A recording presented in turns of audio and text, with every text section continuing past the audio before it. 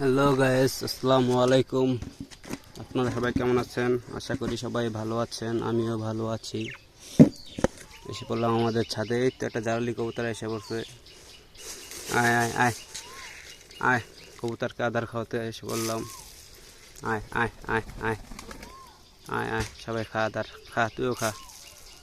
ওই দেখেন একটা জারলি কবুতর আসছে বাড়ির ছাদে। খা, খা, দোয়া করিস। আয় আয়, খা খা খা।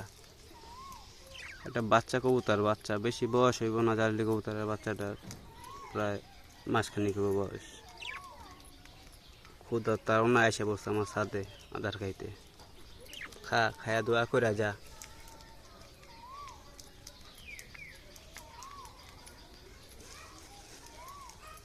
আয় আয়, খা।